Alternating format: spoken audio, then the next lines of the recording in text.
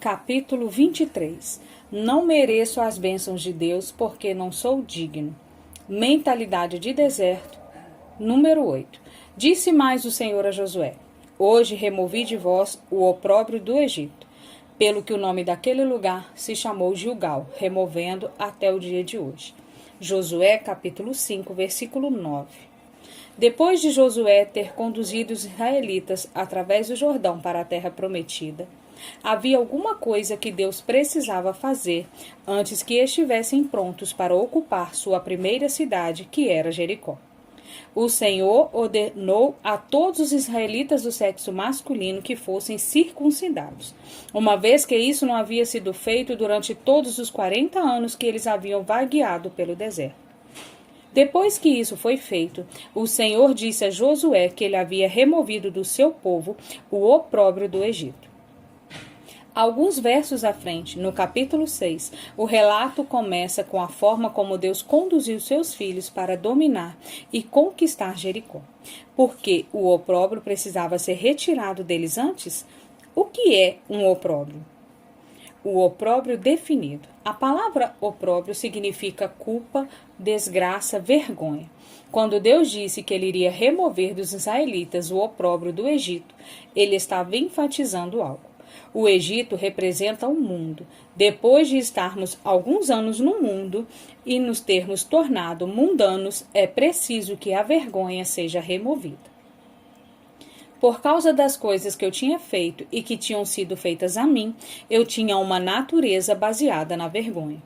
Culpava-me pelo que tinha acontecido comigo, ainda que a maior parte tivesse acontecido na minha infância e não houvesse nada que eu pudesse ter feito para evitar. Eu disse que graça é o poder de Deus vindo a nós, como um dom gratuito para nos ajudar a fazer com facilidade o que nós mesmos não podemos fazer. Deus quer nos dar graça e Satanás quer nos dar desgraça, o que é outra palavra para opróbrio. A desgraça me diz que eu não era boa, não merecia o amor ou a ajuda de Deus. A vergonha havia envenenado meu íntimo. Eu estava não apenas envergonhada do que me tinha sido feito, mas estava envergonhada de mim mesma. Bem lá no fundo, não gostava de mim. O fato de Deus remover de nós a vergonha significa que cada um de nós deve receber por si mesmo o perdão que Ele está oferecendo por todos os nossos pecados passados. Você deve perceber que jamais pode merecer as bênçãos de Deus.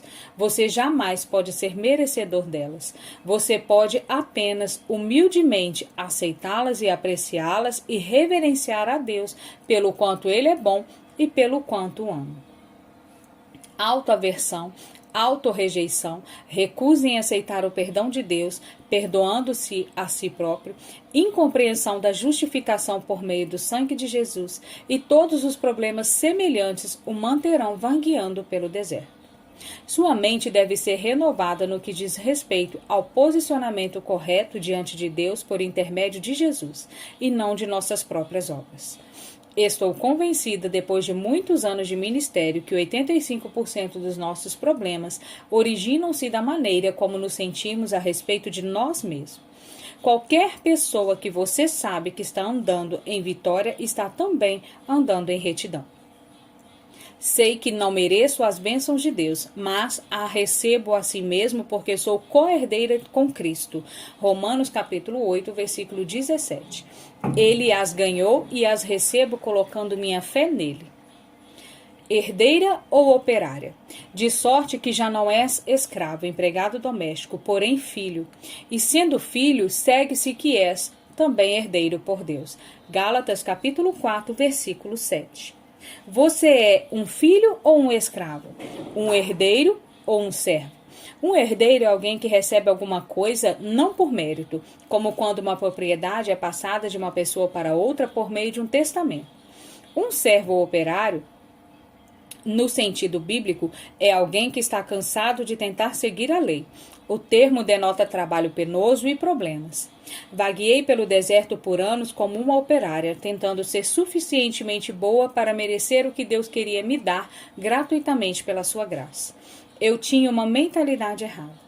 Primeiro pensava que tudo precisava ser ganho pelo trabalho e merecido. Ninguém faz nada para você em troca de nada. Ensinaram-me esse princípio por anos. Por vezes seguida tinha ouvido essa frase enquanto crescia. Diziam-me que qualquer pessoa que agisse como se quisesse fazer algo para mim estava mentindo e se aproveitaria de mim no final. A experiência com o mundo nos ensina que devemos merecer tudo o que conseguimos. Se queremos amigos, dizem-nos devemos mantê-los felizes o tempo todo, ou eles nos rejeitarão. Se queremos uma promoção no nosso emprego, todos dizem devemos conhecer as pessoas certas, tratá-las de maneira correta e talvez um dia consigamos uma chance de ir adiante. Quando afinal terminamos com o mundo, o opróbrio dele pesa sobre nós e precisa ser definitivamente removido. Como você se vê?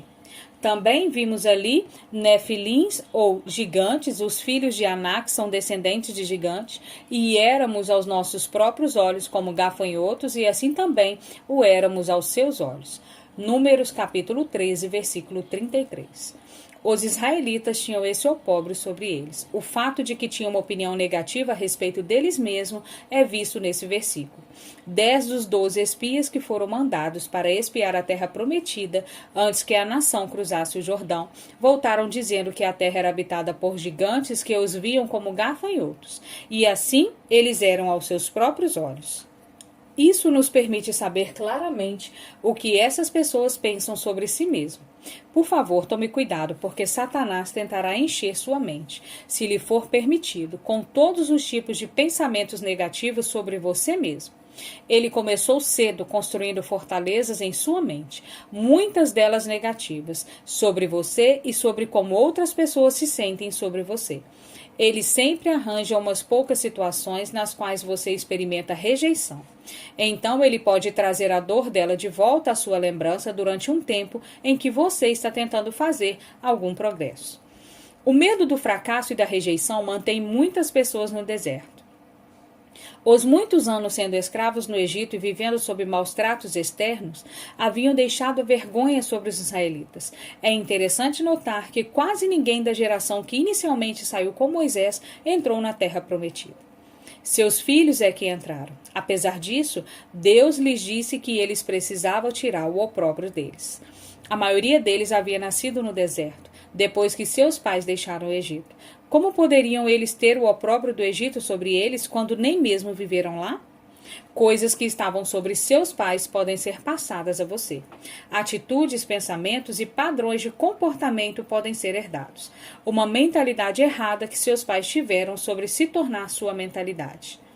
A maneira como você pensa sobre determinado assunto pode lhe ser transmitida e você nem mesmo sabe por que pensa dessa forma. Um pai que tem uma autoimagem pobre, uma atitude de inutilidade e uma mentalidade do tipo não mereço as bênçãos de Deus, pode definitivamente transmitir essa mentalidade a seus filhos.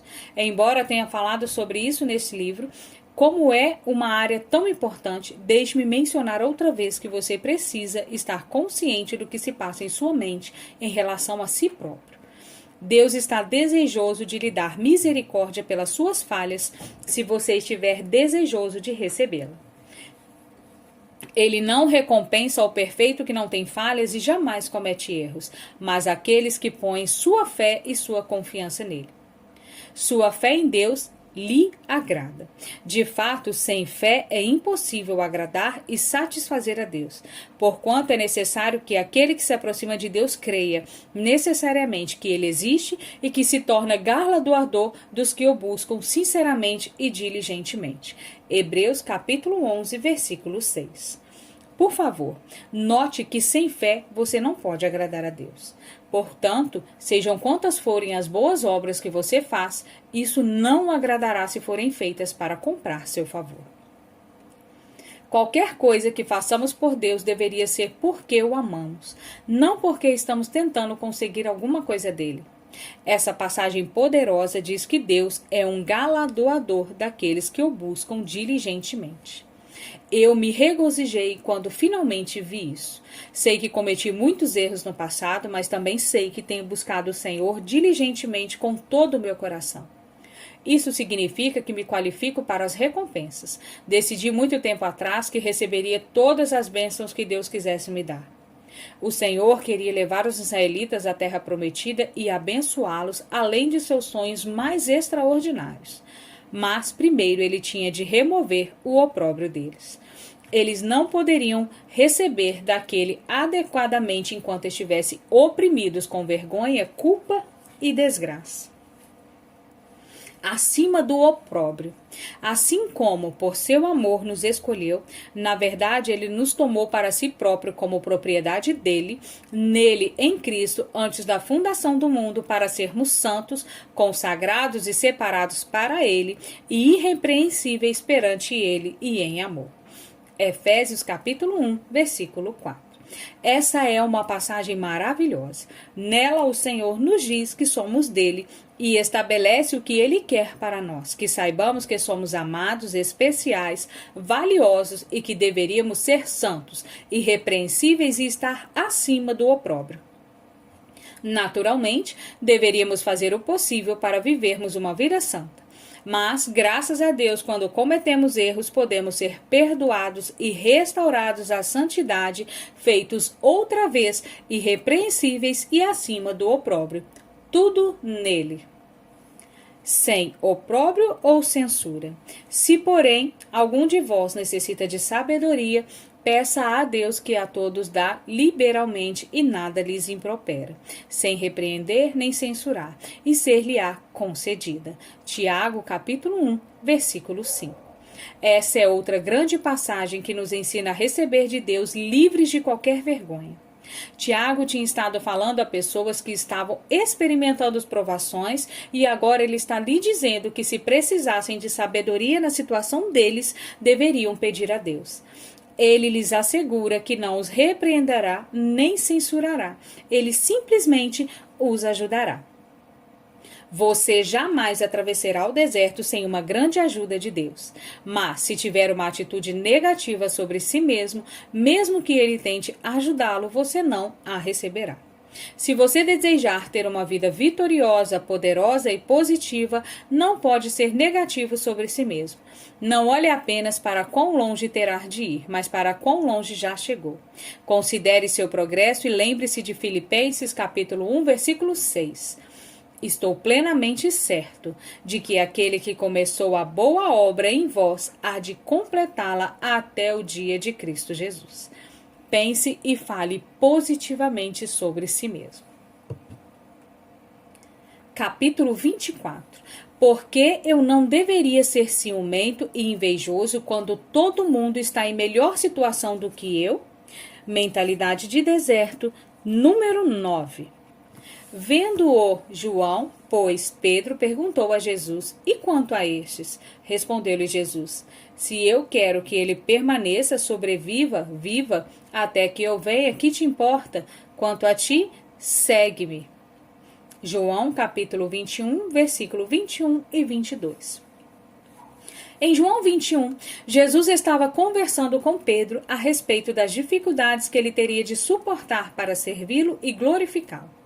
Assim que Jesus lhe disse essas coisas, Pedro se voltou, viu João e imediatamente perguntou a Jesus qual era a sua vontade para ele. Pedro queria ter certeza de que se ele iria passar por tempos difíceis, então João também iria. Como resposta, Jesus polidamente disse a Pedro que cuidasse da sua vida. Tomar conta, ter nossa mente da vida dos outros nos manterá no deserto. O ciúme, a inveja e a comparação mental de nós mesmos e nossas circunstâncias com os outros é uma mentalidade de deserto. Tome cuidado com o ciúme e a inveja. Um ânimo sereno, uma mente e um coração calmos e imperturbáveis é vida do corpo, mas a inveja, o ciúme e a ira é a podridão dos ossos. Provérbios capítulo 14, versículo 30. A inveja levará uma pessoa a se comportar de forma insensível e áspera, e às vezes até animalesca. A inveja levou os irmãos de José a vendê-lo como escravo. Eles os odiavam porque o pai deles o amava muito. Se há alguém em sua família que parece receber mais atenção do que você, não o odeie, confie em Deus. Faça o que ele lhe pedir para fazer. Descanse nele para receber favor, e você terminará como José, extremamente abençoado. O diário expositivo das palavras do Novo Testamento define a palavra grega traduzida como inveja como o sentimento de descontentamento produzido ao se testemunhar ou ouvir sobre a vantagem ou prosperidade do outro. Ciúme é definido pelo Webster como sentimento de inveja, apreensão ou amargura. Interpreto essa definição como o temor de perder o que se tem para outra pessoa, ressentimento do sucesso de outra pessoa, que nasce de sentimentos de inveja. Não comparar, nem competir. Suscitaram também entre si uma discussão acirrada sobre qual deles parecia ser e era considerado maior. Mas Jesus lhes disse: os reis dos povos dominam sobre eles, e os que exercem autoridade sobre eles, reinando como imperadores deuses sobre eles, são chamados benfeitores e praticantes do bem. Mas vós não sois assim, pelo contrário, o maior entre vós seja como o menor, e aquele que dirige e lidera seja como o que serve. Lucas capítulo 22, versículos 24 a 26. Quando eu era jovem, tinha muitas lutas com o ciúme, a inveja e a comparação. Essa é uma característica dos inseguros. Se não estivermos seguros com relação ao nosso próprio valor e importância, como um indivíduo único, nos acharemos competindo com qualquer um que pareça ser bem-sucedido e estar se dando bem. Aprender que eu era um indivíduo, que Deus tem um plano único e pessoal para a minha vida, tem sido com certeza uma das mais valiosas e preciosas liberdades que o Senhor me deu. Estou segura de que não preciso comparar-me ou comparar meu ministério com ninguém. Sou sempre encorajada de que há esperança para mim quando olho para os discípulos de Jesus e percebo que eles lutaram com muitas das mesmas coisas com as quais luto. Em Lucas capítulo 22, encontramos os discípulos discutindo sobre qual deles era o maior. Jesus lhes respondeu dizendo que o maior era, na verdade, aquele que desejava ser o menor, ou aquele que desejava ser um servo. Nosso Senhor gastou bastante parte do seu tempo para ensinar seus discípulos que a vida no reino de Deus é geralmente o oposto da forma do mundo ou da carne. Jesus ensinou-lhes coisas como: muitos que são os primeiros serão os últimos, e os últimos serão os primeiros. Marcos capítulo 10, versículo 31. Regozijem-se com aqueles que são abençoados. Lucas capítulo 5, dos versículos 6 a 9. Ore por seus inimigos e abençoe aqueles que o maltratam. Mateus capítulo 5, versículo 44. O mundo diria que isso é tolice, mas Jesus disse que é o poder real. Evite competições mundanas. Não nos deixemos possuir de vanglória e orgulho, competição e desafio, provocando e irritando uns aos outros, tendo inveja e ciúme um dos outros. Gálatas capítulo 5, versículo 26. De acordo com o sistema do mundo, o melhor lugar para estar é à frente de todos os outros. O pensamento popular diria que deveríamos tentar chegar ao topo, a despeito de quem quer que tenhamos de ferir na nossa escalada. Mas a Bíblia nos ensina que não há tal coisa como paz real até que sejamos libertos da nossa necessidade de competir com os outros. Mesmo que se supõe ser considerado jogos de brincadeira, frequentemente vemos a competição perder tanto o equilíbrio que as pessoas acabam discutindo e se odiando, em vez de simplesmente relaxar e passar um tempo agradável juntas. Naturalmente, os seres humanos não jogam para perder. Todos fazem o seu melhor. Mas quando uma pessoa não pode desfrutar um jogo, a menos que esteja ganhando, ela definitivamente tem um problema. Possivelmente um problema profundamente enraizado que está causando outros problemas em muitas áreas da sua vida. Deveríamos, com toda a certeza, fazer o nosso melhor no trabalho. Não há nada errado em querer se sair bem e progredir em nossa profissão, mas encorajo-o a lembrar de que, para o crente, promoção vem de Deus e não do homem. Não precisamos fazer o jogo do mundo para progredir. Deus nos fará favor com ele e com os outros se fizermos as coisas à sua maneira. Provérbios capítulo 3, versículos 3 e 4. Ciúme e inveja são tormentos do inferno. Gastei muitos anos da minha vida sendo ciumenta e invejosa de qualquer um que parecesse melhor do que eu ou que tivesse talentos que eu não tinha. Secretamente eu vivia em competição com outros em ministério. Era importante para mim que meu ministério fosse maior em tamanho, mais bem frequentado, mais próspero, etc., do que o de qualquer outra pessoa. Se o ministério de outra pessoa superasse o meu em qualquer aspecto, eu queria me sentir feliz por aquele indivíduo porque sabia que era a vontade e a maneira de Deus, mas alguma coisa em minha alma simplesmente não o permitia. Descobri, à medida que cresci no conhecimento, de quem eu era em Cristo e não em minhas obras, que ganhava liberdade em não ter de comparar a mim mesmo ou qualquer coisa que fizesse com quem quer que fosse. Quanto mais aprendia a confiar em Deus, mais liberdade desfrutava nessas áreas.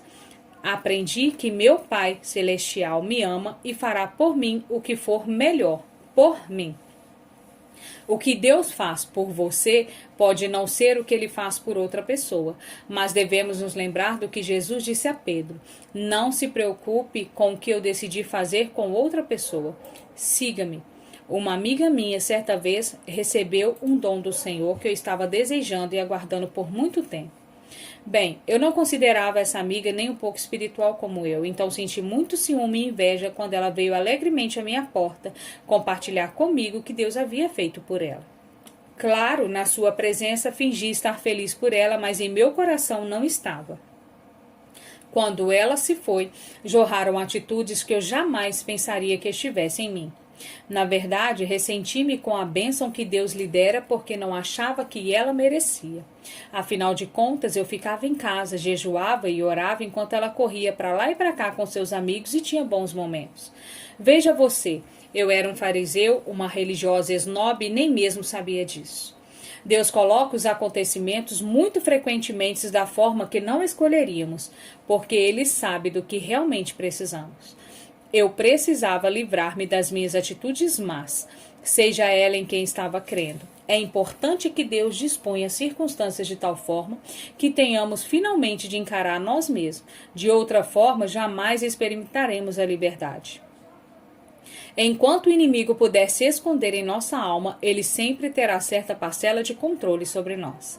Mas quando Deus o expõe, estaremos a caminho da liberdade se nos colocarmos na mão dele e lhe permitirmos fazer rapidamente o que ele deseja fazer. Deus já havia, na verdade, proposto para a minha vida que o ministério do qual ele me faria mordomo deveria ser bastante grande e alcançar milhões de pessoas pelo rádio e pela televisão, por meio de seminários, de livros e fitas de áudio. Mas ele não me traria a plenitude do ministério, exceto se eu crescesse nele. Tenha uma nova mentalidade.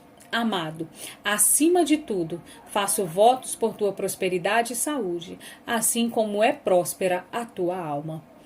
3 João, versículo 2. Reflita nessa passagem cuidadosamente. Deus deseja nos abençoar até mesmo mais do que desejamos ser abençoados. Mas Ele também nos ama o suficiente para não nos abençoar, além da nossa capacidade de administrar as bênçãos apropriadamente e continuar dando-lhe glória. O ciúme, a inveja e a comparação de si próprio com os outros é infantil. Isso pertence inteiramente à carne e não tem nada a ver com coisas espirituais. Mas uma das principais causas para uma vida de deserto.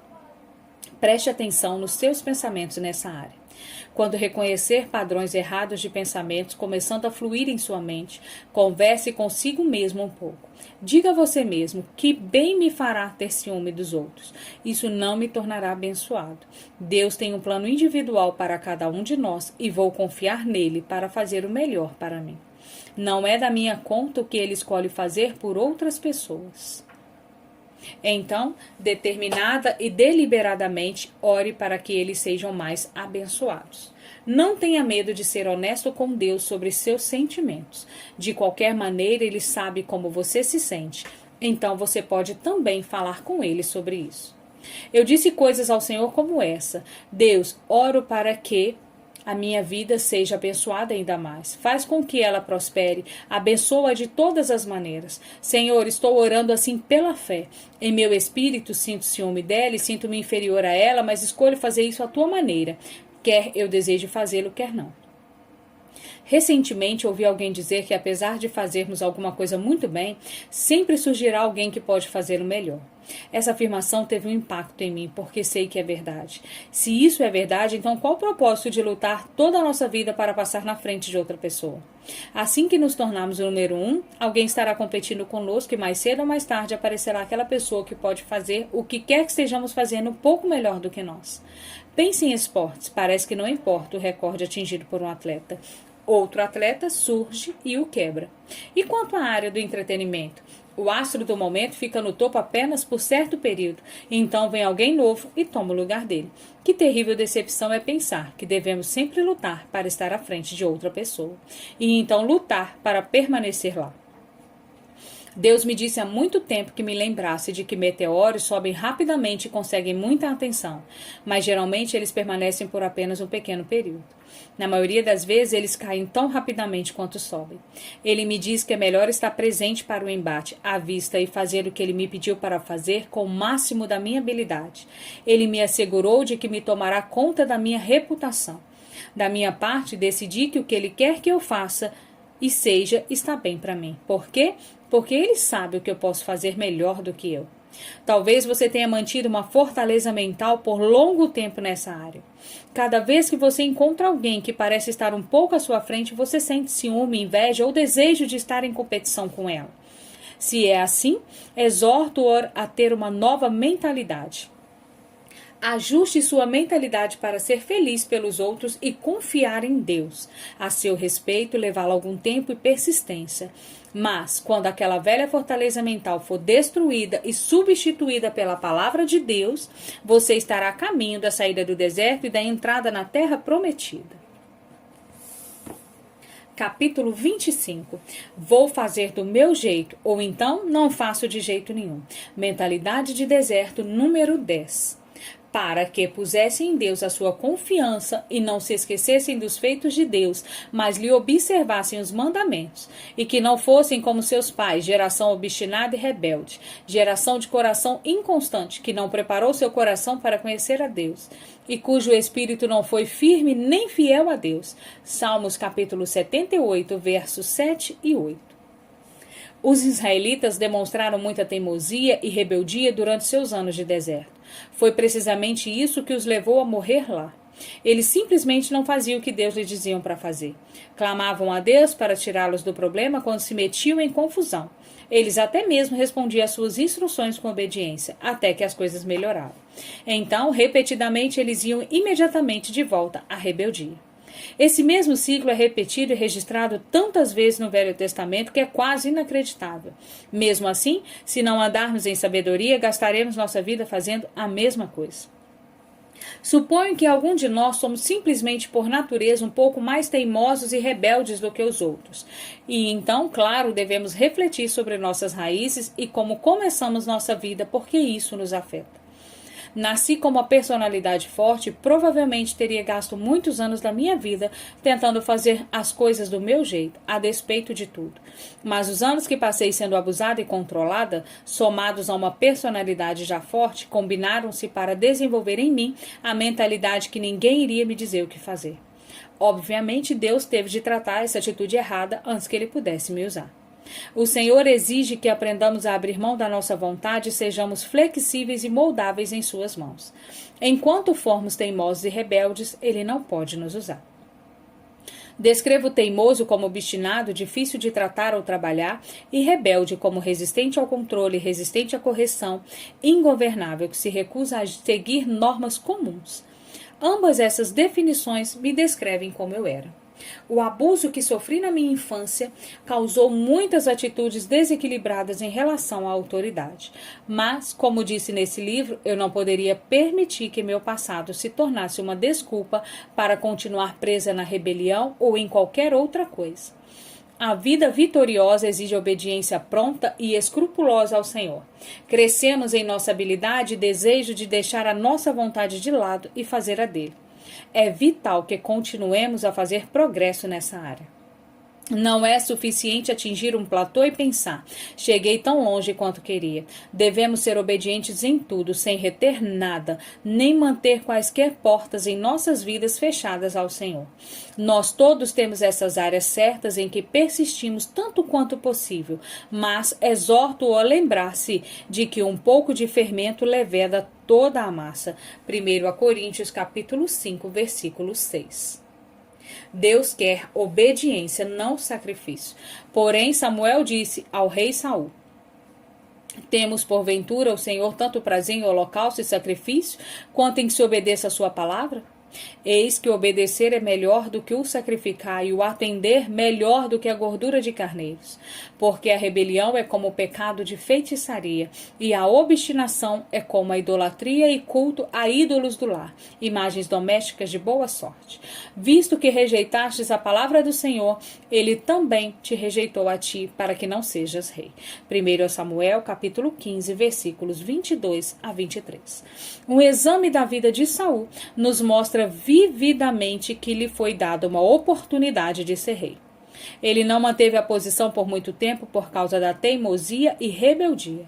Ele tinha suas próprias ideias sobre as coisas.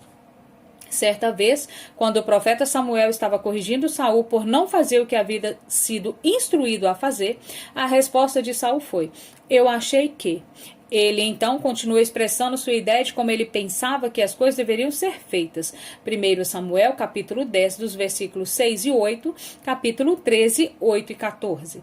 A resposta de Samuel ao rei Saul foi que Deus desejava obediência, não sacrifício. Frequentemente não queremos fazer o que Deus pede e então tentamos fazer alguma coisa para compensar nossa desobediência. Quantos filhos de Deus deixaram de reinar como os reis na vida? Romanos capítulo 5, versículo 17 e Apocalipse 1, versículo 6, por causa da sua teimosia e rebeldia. A introdução ao livro de Eclesiastes na Bíblia Amplificada diz isso. O propósito deste livro é investigar a vida como um todo e ensinar que, em uma última análise, a vida é sem sentido, sem o respeito e a reverência apropriados a Deus. Devemos nos lembrar de que sem obediência não há respeito e reverência apropriados. A rebeldia demonstrada por muitos filhos hoje é causada por falta de respeito e reverência aos pais. Isso geralmente é culpa dos pais, porque eles não viveram diante dos seus filhos uma vida que evocaria respeito e reverência. A maioria dos estudiosos concorda que o livro de Eclesiastes foi escrito pelo rei Salomão, que recebeu mais sabedoria de Deus do que qualquer outro homem. Se Salomão tinha tanta sabedoria, como poderia ter cometido tantos erros tristes em sua vida? A resposta é simples. É possível ter alguma coisa e não usá-la? Nós temos a mente de Cristo, mas sempre a usamos? Jesus foi feito para a nossa sabedoria de Deus, mas sempre usamos sabedoria? Salomão queria ir pelo seu próprio caminho e fazer as suas próprias coisas. Ele passou a sua vida tentando primeiro uma coisa e depois outra. Ele teve toda e qualquer coisa que o dinheiro pode comprar, o melhor de cada prazer do mundo, e, entretanto, isto é o que ele disse na conclusão do seu livro.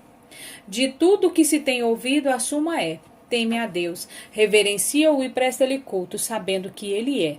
Guarda os seus mandamentos, porque isso é o dever de todo homem, o propósito pleno e original da criação de Deus, o objetivo e da providência de Deus, a raiz do caráter, o fundamento de toda a felicidade, a adequação de todas as circunstâncias e condições desarmoniosas debaixo do sol. Eclesiastes capítulo 12, versículo 13. Deixe-me colocar com as minhas próprias palavras o que entendo dessa passagem. O inteiro propósito da criação do homem é que ele reverencie e adore a Deus por meio da obediência a ele. Todo o caráter divino deve estar enraizado na obediência. É o fundamento de toda a felicidade. Ninguém pode ser verdadeiramente feliz sem ser obediente a Deus. Qualquer coisa em nossa vida que esteja fora de ordem será ajustada pela obediência. A obediência é a obrigação total do homem. No que me diz respeito, essa é uma passagem admirável e eu encorajo-o a continuar estudando-a. Obediência e desobediência, ambas têm consequências.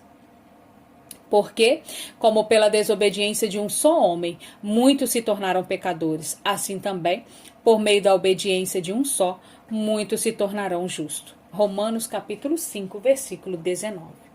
Nossa escolha para obedecer ou não obedecer não apenas afeta a nós, mas as multidões de outras pessoas.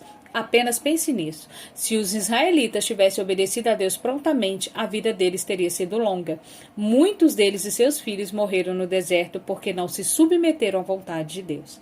Seus filhos foram afetados pelas suas decisões e assim são os nossos. Recentemente, meu filho mais velho disse: "Mamãe, tem alguma coisa para lhe dizer e posso chorar, mas me escute."